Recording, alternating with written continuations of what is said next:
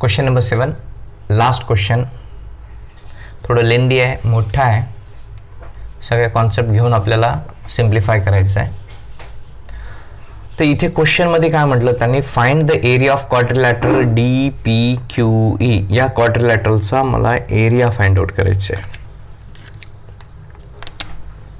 हा area right आहे. हा एरिया फाइंड आउट मी माझ्याकडे बघा, आपण या चॅप्टरमध्ये कुठेही क्वाड्रिलॅटरलचा एरियाचा फॉर्म्युला बघितला नाही. तर मी इथं काय करणार आहे, पहिल्यांदा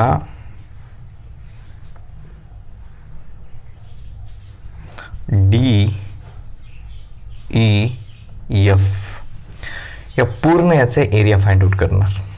ट्रायंगल आहे, मग त्या एरियामधून काय करेल मी, मला पूर्ण एरिया फाइंड आउट झाला, हा एवढा एरिया राईट आहे. मग त्याच्यानंतर मी काय करणार, हा एवढा क्वाड्रिलॅटरल आहे पी क्यू, ह्याचा मी एरिया काढून टाकेन. तर राहिलेला एरिया कोणता राहील, हा. तर मला माझा उद्देश आता इथे मला छोट्या ट्रायंगलचा एरिया दिलेला आहे, या ट्रायंगलचा एरिया आपल्याला दिलेला आहे ना. याचा एरिया काय दिलेला आहे 20. दिस इज 20 अँड मी काय करणार, मोठ्या ट्रायंगलचा एरिया फाइंड आउट करणार. मोठ्या ट्रायंगलचा एरिया फाइंड आउट केला, मी त्याच्यातून मायनस केला. आता प्रश्न पडला की मोठ्या ट्रायंगलचा एरिया कसा काढणार. तर त्याच्यासाठी फॉर्म्युला कोणता घेतोय, a1/a2 is equals to s1/s2 whole square. तर a1/a2 is equals to s1/s2 whole square घेण्यासाठी मला दोन ट्रायंगल कंपल्सरी सिमिलर दाखवावे लागतील. तर इथे दोन ट्रायंगल कोणते आहेत, प्रूफ घेतोय. दोन ट्रायंगल कोणते दिसते आपल्याला, एक आहे ट्रायंगल PQF आणि दुसरं ट्रायंगल कोणतं आहे DEF राईट आहे. हे दोन ट्रायंगल सिमिलर दाखवायचे. सिमिलरसाठी आपल्याकडे एकच टेस्ट सगळ्यात जास्त येणार, कोणती, AA टेस्ट. AA टेस्टसाठी दोन अँगल मला लागतील. तर पहिला अँगल आहे P, हा angle. The angle PFQ will congruence to DFE. Are you getting this one? Clear होते.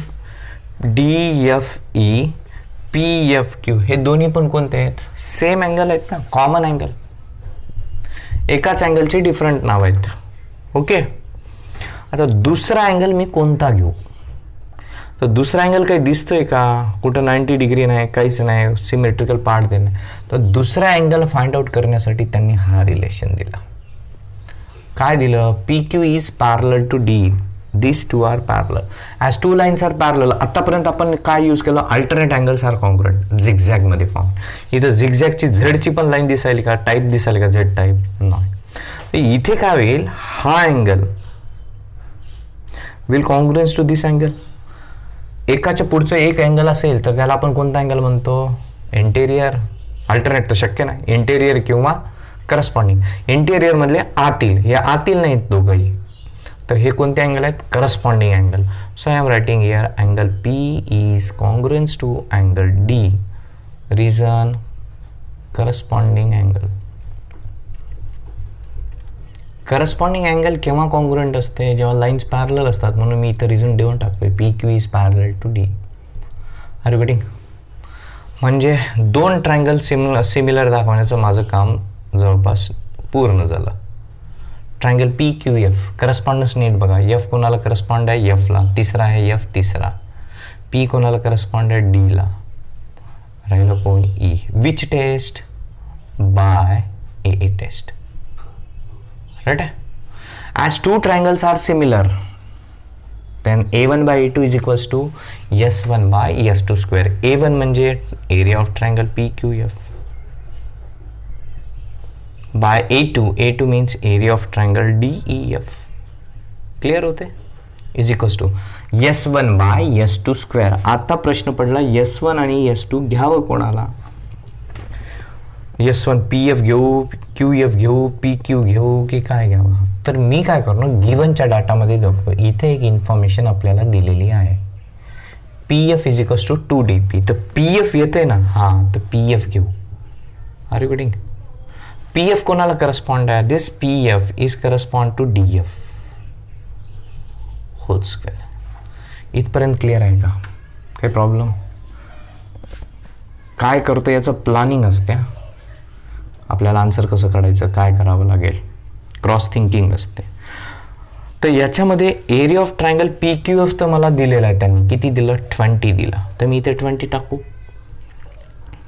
Area of triangle D E F मला हे फाइंड आउट करायचे इज इक्वल्स टू. आता इथे व्हॅल्यू काहीतरी टाका. याची व्हॅल्यू काढायची म्हणजे मला ही व्हॅल्यू कंपल्सरी माहीत असायला पाहिजे. ही माहीत असण्यासाठी मला काय करावं लागेल, त्याची रिलेशन याच्यावरून काढावं लागेल. P F is equals to 2dp दिलेला आहे.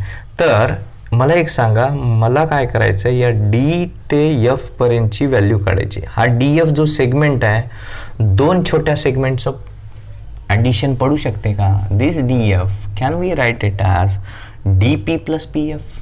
R you getting this one? Okay, D P plus P F. आता याला तुम्ही रेशो फॉर्ममध्ये घेऊ शकता आणि असंही सिम्प्लिफाय करू शकता. राईट आहे. तर मला डी एफ आहे. This P F is nothing but 2dp. Okay. और मला प्रूफमध्ये पी एफ आहे आणि डी एफ आहे. तर डी पीचं काम आहे का? डी पीचं काम नाही है ना. म्हणजे याच्यावरून काय होतं, D P is equals to P F by 2. Are you getting? नाही तर तुमच्या क्वेश्चनमध्ये थोडं वेगळं केलेलं आहे. मी हे ड्रॉप करतो इथं. हा एक मेथड आहे ॲडिशन. दुसरी मेथड कसं आहे हे बघा. P F is equals to त्यांनी काय दिलं 2dp. तर हा डी पी तर डिवाइडला गेला.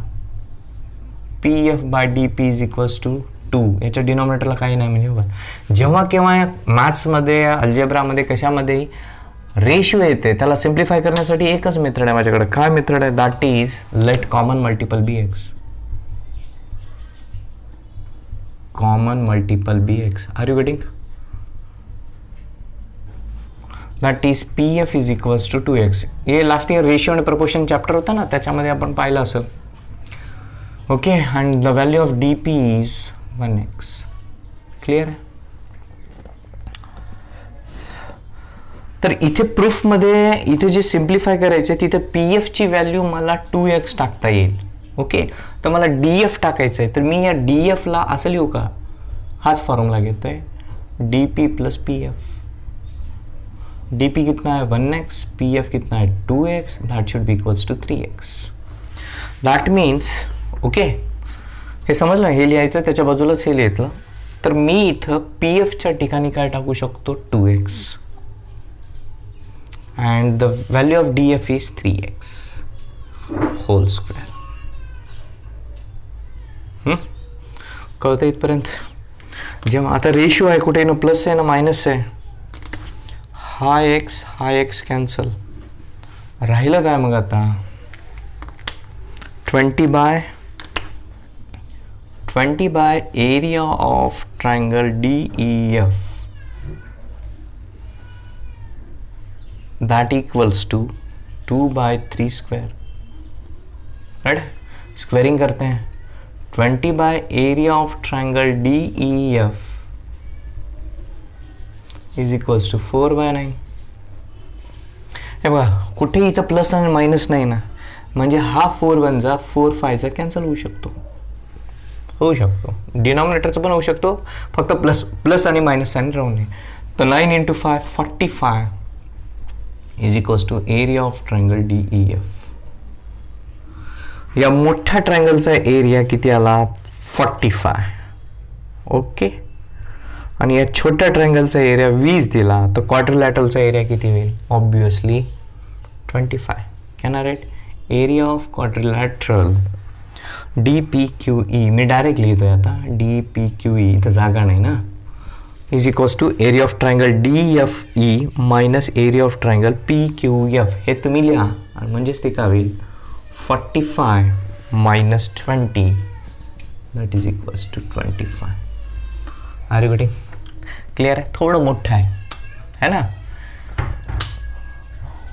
ओके, समजतंय? याच्यावर बरेचसे फिरवता पण येतात क्वेश्चन. हे दोन सेम आहेत, 1:2 मध्ये एरिया आहे, त्या पद्धतीने पहिल्या जुन्या पुस्तकात होतं. आता याच्यामध्ये एकच क्वेश्चन आहे. पॉईंट क्लिअर होते?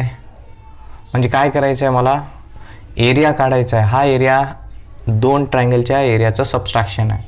त्याच्यापैकी एका ट्रायंगलचा एरिया दिला तर दुसऱ्या ट्रायंगलचा एरिया काढण्यासाठी मला A1/A2 = S1/S2 whole square formula घ्यायचा. हा फॉर्म्युला घेण्यासाठी अट काय, दोन ट्रायंगल सिमिलर असायला पाहिजे.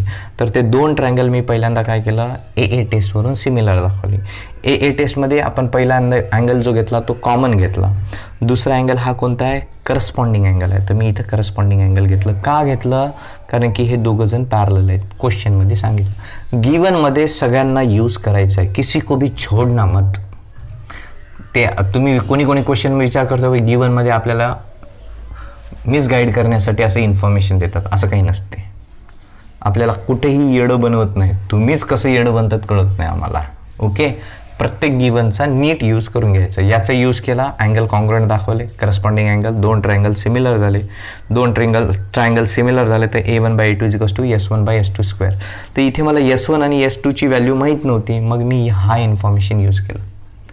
PF = 2 DP डिवाइडला गेला, याच्या इथं राहिलं फक्त 2च्या डिनॉमिनेटरला काहीच नाही म्हणजे 1. हा कौन है, रेशियो को कभी भी सिंप्लीफाई करना है तो कॉमन मल्टीपल लिया जाता है. लेट कॉमन मल्टीपल BX, तो PF की वैल्यू 2x, DP की वैल्यू 1x. त्याच्यावरून मी व्हॅल्यू DF काढलं. DF म्हणजे DP आणि PFची ॲडिशन. मग व्हॅल्यू ठेवलं आणि सिम्प्लिफाय केलं.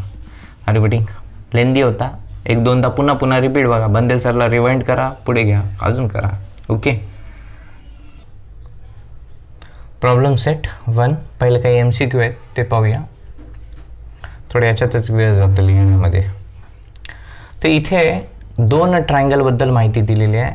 पहिलं ट्रायंगल आहे ABC, दुसरं PQR. ABCचं AB QRला प्रपोर्शन आहे, BC PRला प्रपोर्शन आहे, CA PQला प्रपोर्शन आहे. तर मला करस्पॉन्डन्स सांगायचे की दोन ट्रायंगल कोणत्या करस्पॉन्डन्सनं, म्हणजे या 4 ऑप्शनपैकी कोणत्या करस्पॉन्डन्सनं सिमिलर आहेत. क्योंकि as sides are proportion, 3 side आहेत. तर S by the S test this 2 triangles should be similar. सिमिलरसाठी कोण कोणाला करस्पॉन्ड आहे याच्यामध्ये AB मध्ये आणि CA मध्ये कोण कॉमन आहे, A. बरोबर आहे.